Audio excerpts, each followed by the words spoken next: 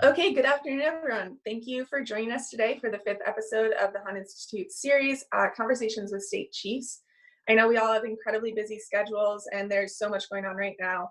So we really appreciate you taking the time to join and think about equitable educational opportunities for all students. I would like to also thank our wonderful panelists, Commissioner Katie Anthis of Colorado, Andy Cole of the Wallace Foundation, Chancellor Betty Rosa of New York, and Secretary Ryan Stewart of New Mexico. We know that for all four of you, there's so much important work going on at this moment, and we really truly appreciate you taking the time to have these important discussions. As we move forward and respond to everything that's going on in our country, it will become increasingly important to make space for these honest conversations.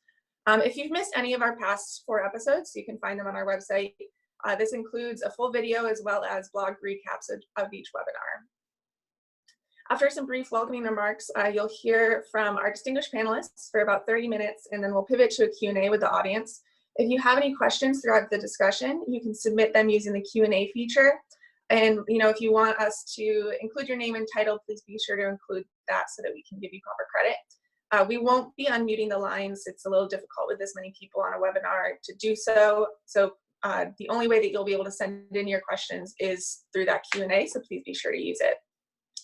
One last note before we get started today, we'd love to hear from you on social media during our conversation. And if you tweet about today's episode, you can use the hashtag SCConvos. This is a little different from hashtags from previous State Chief webinars, so please make sure to note that. And you can use that to follow along with other attendees as well. So with that, I would now like to get started by asking the Hunt Institute's Director of Policy and Research, Patrick Sims, who is going to offer some brief welcoming remarks. Great. Thank you so much, Julia. And thank you so much to our friends from Colorado, New Mexico, New York, and the Wallace Foundation for joining us today. We understand what a busy and hectic time this is for each of you, distinguished panelists who have joined us, and we appreciate you sharing your time with us. We do think that this is an important opportunity for all of us to be able to share thoughts, ideas, strategies with one another, and we hope that everybody participating will also feel that they're walking away with some actionable ideas of what state leaders are carrying out across the country. We'd also like to quickly acknowledge all the teachers and educators and those serving children across the country who are working through this very difficult time to make sure that students are still learning and safe. And we'd like to acknowledge that many of you have also shared your time today with us, so thank you so much for doing that. So welcome to the fifth chapter of Conversations with State Chiefs. We're looking forward to continuing these conversations throughout the summer and into the fall. This discussion really is meant to be around what states, districts, schools are doing to help students continue their learning, how to prevent learning loss, to still be safe, and to protect the whole child during this very challenging time. We know right now it's even more important than ever that we have candid and open conversations about these challenges, and that we offer every child an equitable and high quality education. So with that, I'm going to keep this brief so we can turn it over to our distinguished experts. I do just want to note that the Hunt Institute has a wealth of resources on these topics on our website, so please do visit us at hunt-institute.org and reach out to us if we can be supportive to you and your colleagues in any way. With that, I'll turn it over to Julia to get us started. Thanks, Patrick. I'm just going to have us jump right in. I'd first like us to hear from Andy Cole. He's a consultant with the Wallace Foundation. And Andy, from a national perspective, what are school leaders looking for most from state leaders, policymakers, and departments of education in order to best support their students and teachers during this time of closures and distance learning and unrest? Thanks, Julia. Thank you, Patrick. I think that both nationally and locally, there's been a tremendous burden on principals and teachers to provide both academic support, but also some emotional support. I think what's needed most is flexibility. I think that what's happened over the last few months and now the last week has been has tested the thought about what school is. It's not just an academic institution, but it's also a social and socialization institution. And right now, I think what's on most people's minds is how do you get to reentry? And I think reentry is more than just people walking into a building. It's also reentry is coming in after some really, really challenging situations, and we don't know what's going on in people's homes. When you have 40 million people on unemployment, that's going to be impacting schools in different ways. I think that we also have lost some sense of some of the transitions. We paid a lot of attention to the transitions of seniors going into college or work or the work world, but we may not have paid as much attention to the transitions that juniors in moving to become seniors, and elementary kids going into middle school, and middle school going into high school. And those are some really challenging emotional issues. So we don't know what we're going to be facing when we come back to school, or whether this is the new normal. And I think that also the challenge of school personnel, both district as well as school, as well as teachers, is the planning time has been taken away. I mean, usually people are planning for a whole year in the sort of the June, July timeframe, and now we're really spending a lot of time planning for reentry, which is reasonable, but it may fly in the face of looking at the slightly longer term. So as I start, one last piece, I think that we've placed a lot of emotional burden on especially principals and teachers in terms of keeping what is school together. So the school's not a building, and now they're burdened, not burdened, but they're facing the issue of keeping what is a school together when it's not a building. So that's. Yeah, thank you so much, Andy. And next we have Commissioner Katie Anthis. She's the Commissioner of Education for Colorado. And Commissioner, one of the main areas that students are needing support is academically. Educators are concerned that many students, particularly our low-income students or students with disabilities and students without reliable access to technology, will show great learning loss once they return to the physical classroom. Can you discuss briefly what Colorado is doing now and is thinking about long-term in terms of preventing student learning loss and addressing it in the future? Sure, thank you, Julia. Thank you, Patrick, and my esteemed colleagues. Appreciate it. I would be remiss before I start if I just didn't acknowledge the moment we're in right now. It is an incredibly, challenging time, and has been for a long time, but we have enormous work to do, both as school systems, as policy leaders, and I put myself in that category as well. I have enormous work to do to learn and understand the moment we're in right now, and I certainly don't have all the answers, and I'm certainly learning to lead my way through it during this time. So. I think your question, Julia, on what are we doing to prevent learning loss? I'm not sure we can prevent it right now. The circumstances of the spring really challenged our educators in ways that they stood up to the challenge. But even despite all of their amazing work and best intentions, there was a lot of learning loss. And we have a variety of districts across our state who don't have access to the internet. So just moving directly to online learning did not solve the bigger inequities and problems we had to deliver education. Our teachers did amazing work and did the best they could and picked up the phone, and they passed out paper packets in socially distant ways, and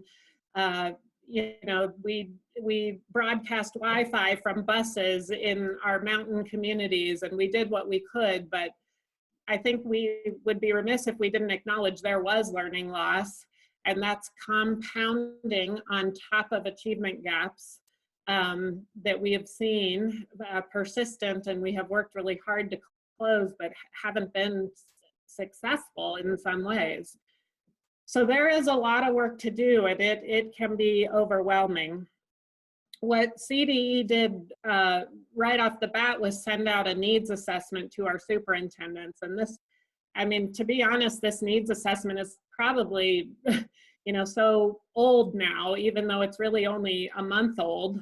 But the top things that were highlighted from our districts and our educators were, number one, student emotional support. They need help supporting their students. Number two, technical supports for delivering remote learning. And we call it remote learning purposefully, not online learning, because many of our school districts can't go to online learning.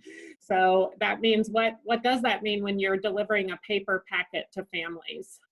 And then number three was online instructional supports, and 4 was family engagement. So all of these things are convalescing in this time where the emotional needs of our students, the needs of our families are great, in addition to the challenges we faced prior to this. So we are going to be delivering some of our our sort of CARES funds in multiple ways, to supporting as many districts as possible to be able to toggle between remote learning and in-person learning. We still think in-person learning is the gold standard, and so we're working very hard in Colorado to get back to that. But we know that the health data is going to impact those decisions later in the month. So we're tracking that very closely. We're working very closely with our health department on that. But we are really trying to deliver dollars to our school districts to increase the number of instructional hours, no matter what that looks like. So increasing summer school time, increasing bridge programs, increasing tutoring capacity, to do what we can to stem the loss that we saw in the spring. Now, we're also planning for the fall. And so, Andy's right. Our school districts are basically doing quadruple the amount of planning, because they're planning for in-person learning, remote learning, blended learning. And we're trying to put the tools in their toolkit to plan for all of those different puzzle pieces fitting together. We don't know how the puzzle pieces are going to fit together yet, and neither do they. And so it's an incredibly challenging time to figure that out. But we're going to have to support families in a way that we haven't, because they have become teachers in many ways. They've always have been, but even more so. And we're going to have to support increasing our knowledge and capacity to deliver remote learning. And we have a lot of learning to do there. Thank you so much, Commissioner, and thank you for addressing so many different areas of need right now. We're next going to go to Secretary Ryan Stewart, the Secretary of Education in New Mexico. Secretary Stewart, another crucial area of student support is student mental health and well-being. And while this has been true throughout forever, as well as throughout the entirety of the pandemic, it also feels much more pressing after the events of the past 2 weeks. What is New Mexico doing now and long term to think about supporting student mental health and well-being, especially in the wake of everything we're seeing? And as we move forward, how can we think about creating long-term support structures for students' mental health and well-being? Thank you, Julia. Thanks for the opportunity to be here, and thank you. It's great to be on with all of the other panelists and get to hear from you and learn from your expertise. As I was listening to Commissioner Anthis speak right there, I basically could have just said the exact same thing. With all of both what the challenges were, the lack of access to internet in some of our most remote and rural communities, and the challenges that have been inherent in trying to make this pivot very quickly from everybody being physically present to everybody being so distant, and trying to keep that up. And I would also just kind of echo the sentiment as was spoken of before, and that you just mentioned as well, Julia. These last 2 weeks, I think, when we think about the social and emotional strain on our kids, it was already at unprecedented levels, and now we're just seeing so much more grief and anger and frustration over that is just exacerbating where we were. And so asking that question about the social and emotional learning supports that we're going to have in place for our kids, it just becomes that much more poignant in a moment like this. And so without repeating anything that Commissioner Anthis has said, I would just echo that. Pretty much everything she said on the academic and operational side applies to us as well. We've also seen the Navajo Nation, which a big portion of it is in New Mexico, has had some of the highest rates that are for any nation that's around. And so that and working collectively with our tribal communities to try to both support the health and then academic well-being of their students adds another layer of complexity, I think, to the work that we're doing. And so a few things that we've been focusing on in New Mexico, specifically around staying engaged and keeping connected on the social and emotional level with our students. We formed a partnership with the Graduation Alliance, and this was really for the purpose of, we know as we made this switch, there were so many students, either because of lack of access to technology, or even those who had access to technology, many who were not logging on, who we didn't have regular track of in the district. So we wanted a statewide system of supports that would be able to go out and make contact with all of those students and reach out proactively, ask them what they needed, see if they could use either social emotional support or academic support to stay engaged and remain engaged. So that was a statewide effort. We opened that up to all of our districts. Anybody who was interested in working with that group was able to, and they submitted the names and information of students with whom we hadn't had contact in the remote learning environment, and we made outreach. Now, granted, we weren't able to make connections with every single student on there, but we did make a number of really good connections, and it was great to see some of the stories of students who were really struggling in the remote learning environment for whom that connection really made a difference. And so I think as we think about going forward, that having that apparatus and that kind of support system and structure is something that we want to keep foremost in the top of our minds. And then we also worked with our Children, Youth, and Families Department, and they developed an app called NM Connect, New Mexico Connect. And that New Mexico Connect app was really for anybody in the state to be able to log into the app and connect with telehealth services. So both for our students and adults throughout the state, being able to know that that was there for them, and they could fairly quickly be able to reach someone and get some additional services as they've needed it. And then there were simple things around just keeping our students engaged with planning for their next steps. So one big one being FAFSA. We know that we were right in the middle of a big push around students getting that FAFSA in so they could be ready for that post-secondary transition. And so we've shifted to remote and a lot of the support to make sure that students weren't losing ground there, that they could still get their FAFSA filled out and have help available to help guide them through that, so that we don't lose kids who would make that transition into post-secondary for some of those financial reasons. And then just really importantly, I think one of the big roles as states that we can do is provide ongoing guidance and messaging to our districts about the importance in this moment of really giving yourself the permission to put social and emotional learning and behavioral health supports really front and center in what you're trying to do. So we've tried to be very consistent in our messaging, both around the continuous learning plans that districts submitted for how they would continue to provide education as the building's closed, and just in our general updates to say, let's keep that top of mind, and let's keep pushing to do everything we can to stay engaged and keep connected with our students. So in the short term, those are some of the big initiatives.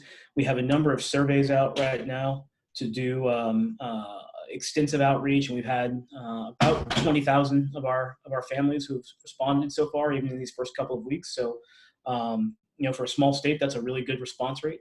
And we're getting a lot more information about how they experienced this moment and how that's going to inform what we do going forward, both the current reentry and some of the longer term aspects that we'll take. We're also deeply engaged in policy discussions. We have a special legislative session coming up that will deal with a lot of the budgetary issues. And we know that there's going to need to be some policy flexibilities to Mr. Cole's point earlier around how we navigate these uncertain waters for this upcoming year. Long term, I think we're really pushing for a revamp and a relook at, and a reimagining, I should say, of our comprehensive behavioral health framework and social and emotional learning framework. And what is that going to look like in terms of access and programming across the state that allows us to have kind of more of like a 5-year plan and trajectory for where we want to be in terms of that for everyone.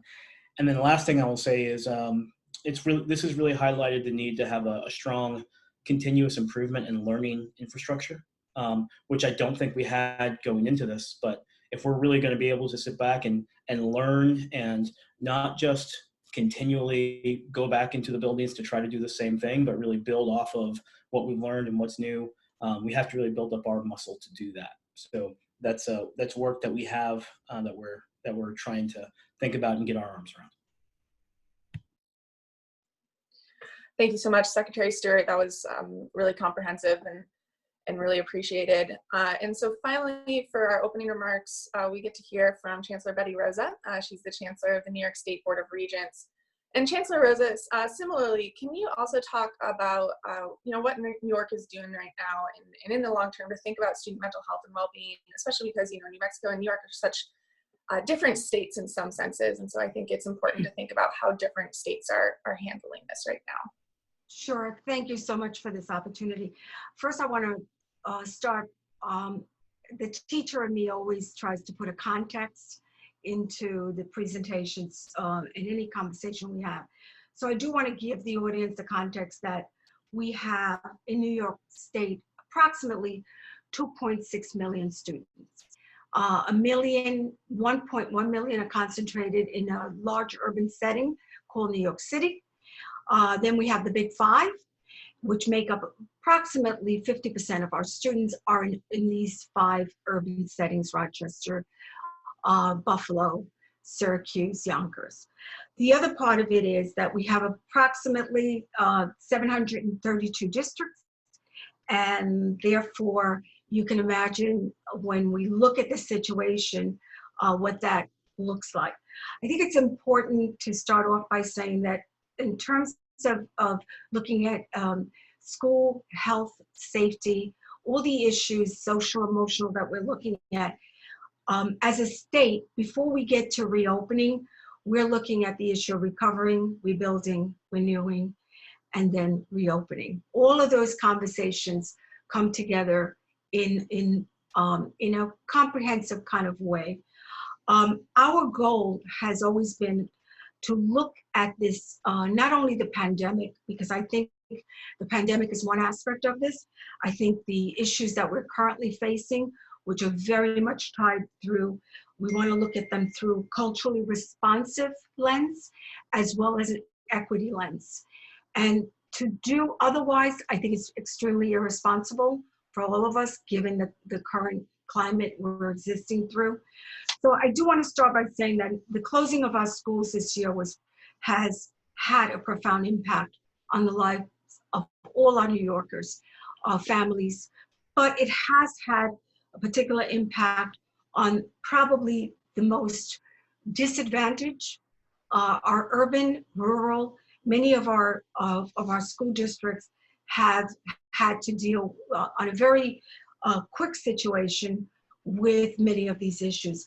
I do want for the audience to state that we are a little bit different than most states in that our Department of Education reports to the Board of Regents. It does not report to the governor. So it's a little bit different than most states. We have 17 members in our Board of Regents. I am the chancellor of that region. So we are responsible for educational policy, and our Constitution gives us the authority in terms of that. We hire the commissioner, and we are responsible for the education of the entire state. The state of emergency, which was declared, really created an opportunity, but at the same time, some challenges in terms of being responsive and responsible for those policies in terms of regulatory and in terms of also policy and looking at guidance for our field. I do want to say that the question that you asked is paramount in concern in terms of health and safety, because we've seen a lot of trauma. But we've also seen beyond the trauma and the whole social emotional piece, we have seen the lack of infrastructure in some communities, the lack of resources, and also the lack of having the opportunity to be responsive and responsible because of these conditions that have existed prior to that, but were in fact highlighted as a result of the situation. We have in New York State created a task force.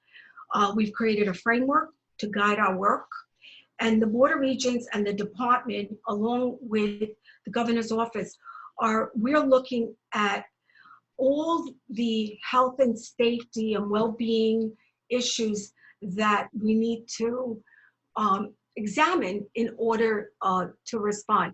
Many of those issues, I'm pleased to hear across the board, many of the things that you talked about, whether it's the hybrid, the remote learning, what are the kinds of health and safety issues from the CDC, our DOH, Department of Health, what are the kinds of things that we have to obviously incorporate under an umbrella, a large umbrella, being primarily health and safety. The second umbrella is responding to the social emotional, the trauma that this has caused. At the same time, while we're doing all of that, we have to make sure that we take stock and look at what has happened and continues to happen, particularly in groups like our special needs children, our English language learners, our children that come from areas that normally do not necessarily receive the highest quality of education that we've been challenged by and we have been struggling with. So for us, it's starting this task force that really is made up of parents. And by the way, we're doing this at a very local level.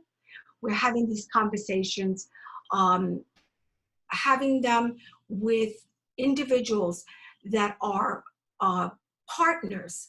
And it's not just stakeholders, but individuals that have signed on to say, how can we help? And how do we give voice to these issues? Because we are not only feeling the pain, and so we know this, we know the pain and the problem, but we also want to be part of the solution.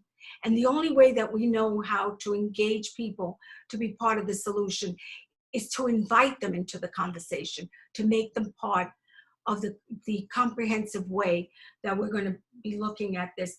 And finally, I just want to say that it's helped us to examine through the similar ways, whether they're surveys, conversations, we're having many of these town hall meetings. It's helped us to really hear, and by the way, from our students as well, not just parents and students, but listening to communities and the pain that they are feeling as a result of the many experiences of disconnect, Our schools are social environments. Our schools are places where kids make connections, where they have mentoring, where they have opportunities to learn these valuable lessons of civic learning, citizenship, responsibility, issues of how to give back and participate. It is very hard to now place and think that the issue of remote learning is going to replace that. Those amazing lessons, but also the connections. Many of our children have talked about feeling isolated, feeling disconnected, feeling the trauma of not seeing their friends, not seeing their teachers, their principals, and also not being in those environments where they get to share their toys, the little ones, and the older ones where they still get to share their toys, because many of their conversations are so personal and so rich in having the space to do that in a safe kind of way. So I just want to end by saying, keeping in mind that school spaces and buildings afford students so many opportunities beyond the academics, beyond the growth, beyond the civic, beyond also the lessons of how to engage, and the umbrella of cultural responsiveness must be, given this climate, must be a partner, as well as the umbrella of looking at this through the lens of equity, because we have too many cases where you have the haves and have not. And I want to put in a plug for, somebody mentioned our transitions. I do think we really have to think about some of our kids doing a gap year, and a gap year will help many students really stay connected to a transitional process. And with that, I will stop. Thank you. Thank you so much, Chancellor. We're going to now move into a Q&A. And I just want to, first of all, remind our participants that if you have a question, please feel free to submit it into the Q&A, and we will try our best to get to it. And if you, and for everyone, I'm going to try to move through these pretty quickly, just to try to answer as many as we possibly can in the next 24 minutes. So we'll try to keep these brief and get to as many as you can. So with that, Andy, I'm going to start with you. Can you talk a bit, you spoke what school leaders are looking for from the state level right now, but can you talk a bit about the role that school leaders are currently playing? You know, teachers are interacting with students as much as they can, but what are the numerous methods that we've seen that school leaders are using to support not only the well-being of their students and families, but also that of their teachers? Yeah, thank you for the question. Before I say that, I just want to say that our panelists are great at what they do, but they can't do it by themselves. And oftentimes, what we just like principals become ground zero for the issues that are going on in the country. And so no matter how skilled they are, they can't make people employed. They can't make sure that the health needs are taken care of. And I just want to say that. But in saying that, I want to say that oftentimes principals and teachers become ground zero for the expectations of parents and community. And so right now they're in the process of, as I mentioned before, trying to keep school together, what it means to be a school. And I think that I think that we're putting tremendous demands on both of those groups. I think that principals are going into buildings when everybody else was not supposed to go into buildings. And we know that schools are petri dishes in the best of times. And I think that right now that it's really of concern. They're going into those buildings. I don't mean to say that they are going in like our healthcare workers are going into hospitals, but they are going in. And they are also trying to take care of the needs of faculty members. While we know that schools and teachers are in a classroom by themselves, but they're also they're also talking to different people, and they're now trying to do the work remotely that they've been trained to do personally. And I think that I think about, for me, oftentimes you can go to a kindergarten class and get kind of a feeling about what you're in it for, but you can't get the contact with the students except in this kind of a this kind of a forum. And I'd also say that, you know, the issues about trying to provide support to teachers and support to students is difficult in this kind of environment. In terms of asking for flexibility, I think that many of the, one of my concerns is that first year teachers didn't finish the year, and some teachers didn't finish their student teaching. And now they're both going to be back in the school next year with an even more incredible burden.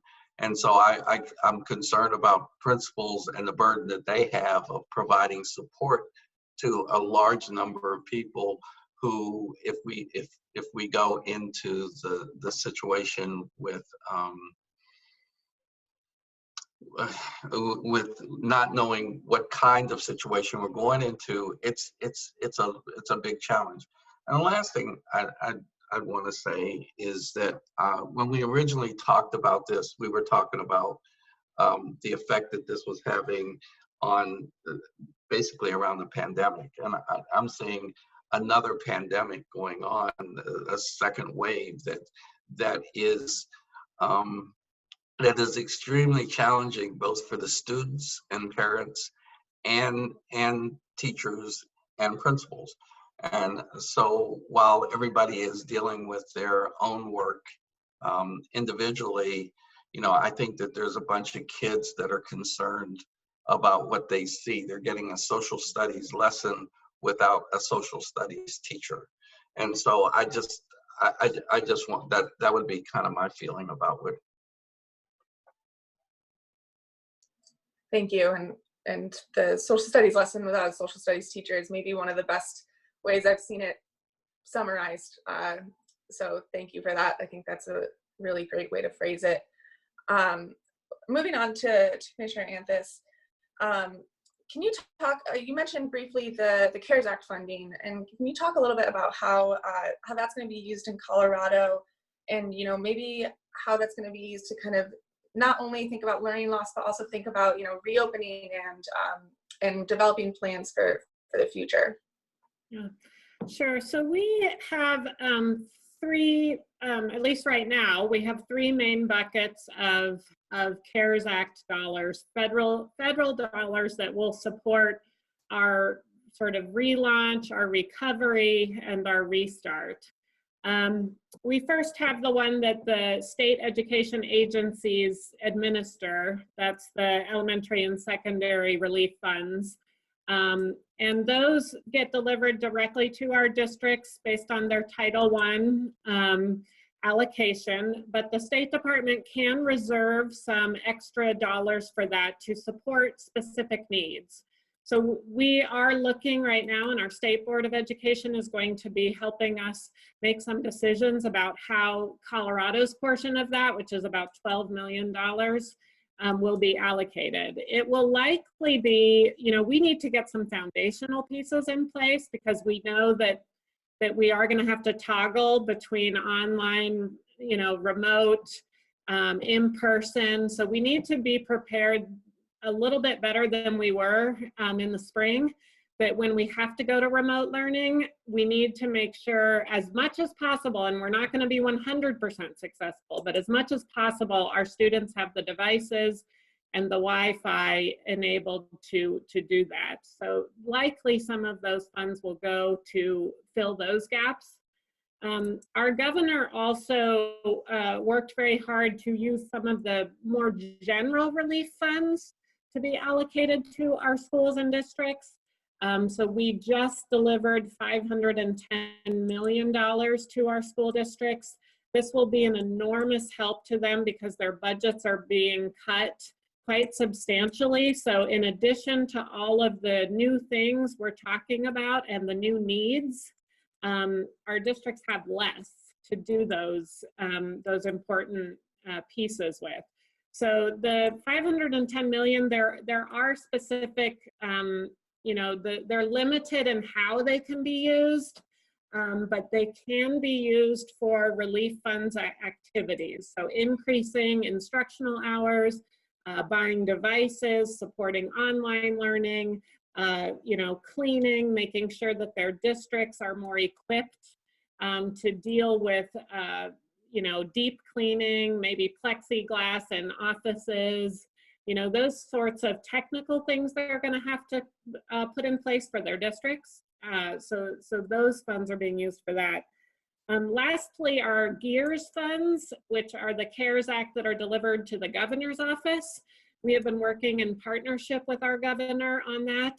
And he really wants to expand our blended learning, our state-supported blended learning model, so that districts can opt in if they want to have fully created online coursework that a district can opt into to support this, what I keep calling toggling.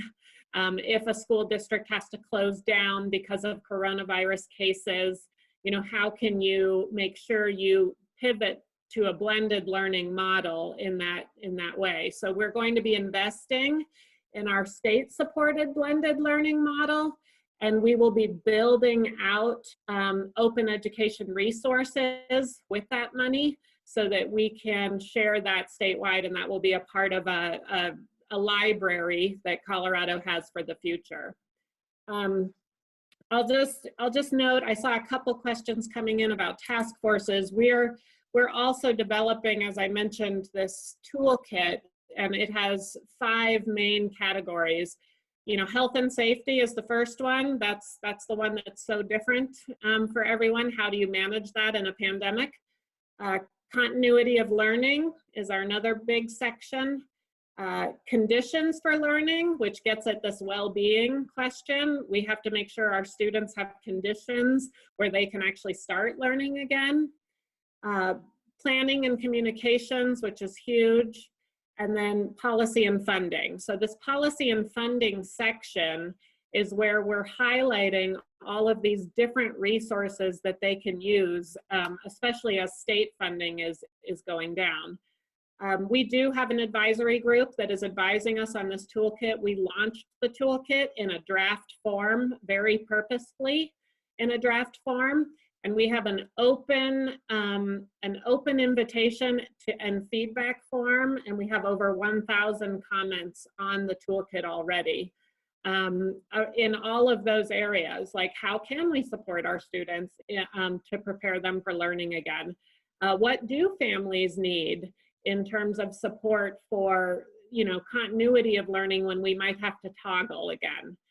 So we are receiving feedback on that, and we've said that toolkit will evolve over the summer months, and we are hopeful to be able to address many of those comments and support our districts in that moving forward.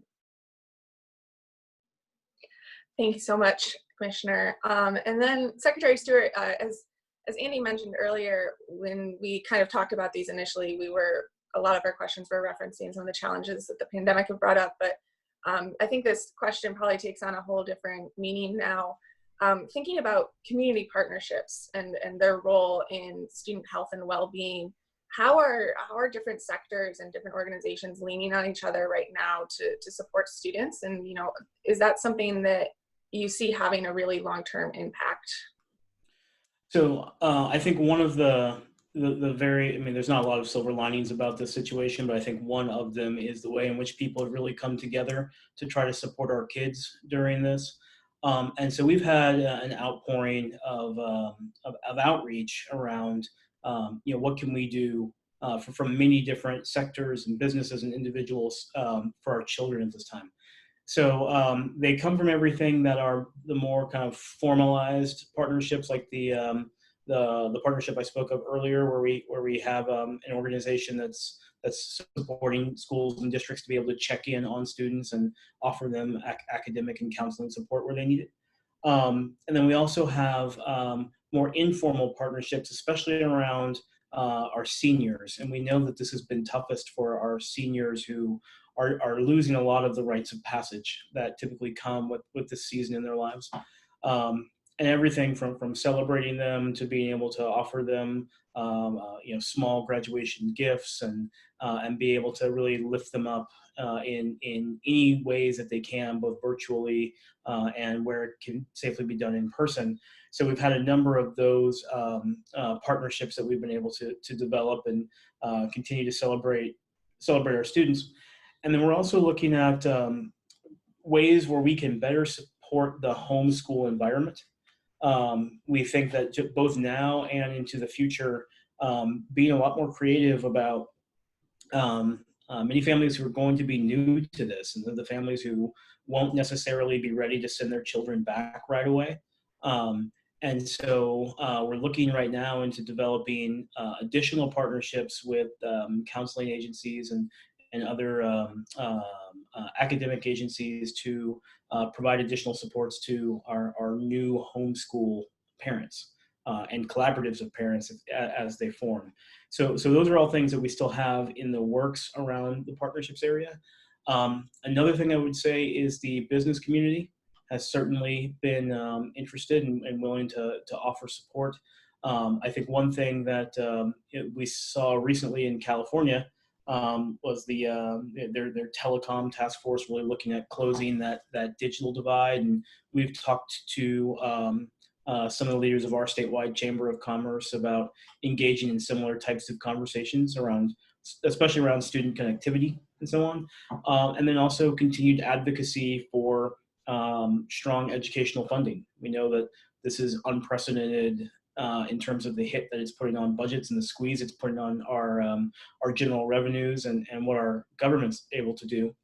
And so we think it's important to keep prioritizing education in the context of trying to rebalance our budgets and making sure that we're able to keep our children at the center of what we need to do. So I think that advocacy from a partnership lens is another critical one that I would put right up there. Thank you, Secretary. And Chancellor Rosa, I'm going to combine a couple of questions here. So first of all, many people don't always think about the fact that New York is a massive state. It's got, like you said, almost 800 school districts. I myself am from a small town that it could not be further from New York City in terms of cultural similarities.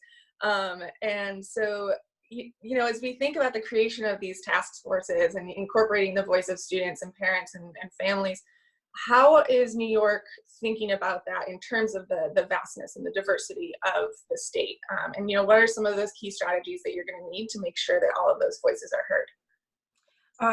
First of all, we're really about 5 weeks down the road. We are going to be executing our first regional meeting, which will include, which obviously includes the Buffalo area and so forth and so on. We have 4 regional meetings that have been set up, and we are recording them, and we are going to have a keynote speaker who's going to be speaking to the issue of the whole pandemic issue and the issue of the transferability of the disease, and then what are some of the key points that need to be in place in order to create the kinds of environments that we need to, both at home as well as in these hybrid types of setting. We're already down the road. We are populating. As a matter of fact, our letters are going out. These are local, we created local task forces, and then in each of these, and there are 4 of them throughout the state. And we have about 200, I would say we were at 225 the other day. We're now closer to 250, and we have breakout rooms. And our areas are health and safety, teaching and learning, social, emotional, digital equity, transportation, facility, repurposing spaces, staffing, human resources, and looking at the various individual conversations. We're working with West Ed, which is our research partner, and we're going to have those breakout rooms. A lot of what we get from them, by the way, we will have a website, so you'll be able, like you, to see many of these conversations and these meetings. Our hope is to pull from those and have opportunities to create best practices, also concerns and solutions. We've created 3 guiding questions for the group. And eventually we want to get to regulatory and policy. And of course, at the end of all of this, develop guidance for our districts. Our biggest issue is around giving voice, as I said earlier, so that individuals at a very local, so if they're rural conversations, if they're urban, suburban, if they're suburban conversations, so that our regions have been pretty much involved will be very much involved in these groups. But this has been an ongoing conversation. It's just that the regional meetings, these are another opportunity for us in terms of our statewide task force to hear the voices of the various stakeholders, plus parents and teachers. And as I said, we have medical experts that are part of these. The whole idea in this is to create a sense of community, and almost like when we think of community schools, we're trying to create these regional meetings as community spaces to have these conversations, so that many times when we have these issues, we tend to go to the same stakeholders. In these conversations, we have advocates for children, we have parent groups, we have groups that are engineers that will look at helping us repurpose the use of space in a way that many of us in education may not have thought of, transportation experts. So we're trying to create a community, a full, we talk about the whole child and full service community schools. We're trying to create a full comprehensive community conversation in a very localized way for a state that is as diverse and as complex as New York State. And so we're pretty excited about that. And we're hoping that as people begin these conversations, that they also become advocates in terms of the investments that we need to make for our children in our communities. And how do we do that to humanize our process and our school during these very challenging times. Thank you so much, Chancellor Rosa. And we've got, I think, time for one more question, and I'm just going to do a quick round robin. I'd like all 4 of our panelists to answer this, and I know this has been a really heavy couple of weeks for everyone. So I want to end by asking each of our panelists to share what they're most hopeful about right now as it comes to our students and our schools and our society. And so I guess I'll start with Andy, and then we'll go around. I think I'm most hopeful. I heard a principal talking about, instead of us talking about remediation coming back, that we talk about accelerated learning.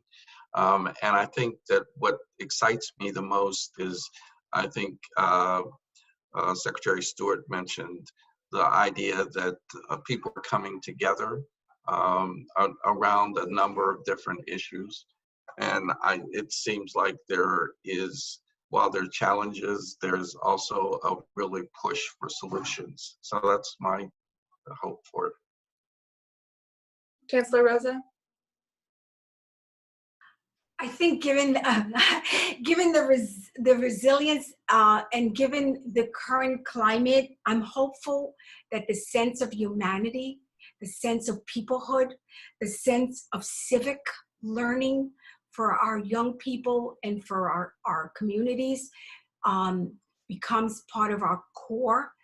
And I truly believe that this is an opportunity to look at our racial tensions, to look at the disparities and what we have witnessed. And we have witnessed this for a long time, that these conversations become courageous conversations and allow us to get to places that we see solutions and a sense of equity and a sense of fairness and a sense of using the cultural responsiveness that we know is so important in our school system, but more importantly, overall in our society. Thank you so much. Commissioner? Yes, thank you. Yeah, I think I'm hopeful that out of crisis comes opportunity, and out of seeing and have this awareness comes more political will to take action, and that we all, and I very much include me in this, we all have to step into new leadership roles that maybe we weren't comfortable with, but that if we are all doing that from our different role, then we can really see some real change. And it's all the way from the pandemic alone, highlighting the inequities that many of us in our professional world knew were there, but it's just highlighting it for the rest of people, as well as knowing the deep work we have to do in terms of our racial history in this country, and people taking it more seriously now. Thank you. And Secretary Stewart? Thank you. I think those are all great reasons to hope. And one that I would add is that I'm very hopeful that we can take this moment in education to really think about a future where we're able to build on new things that will serve students better, even as we know that we have so much to do to build on some of the things that we know that are not working, that are incredibly challenging in this moment, so that we get to a better place going forward.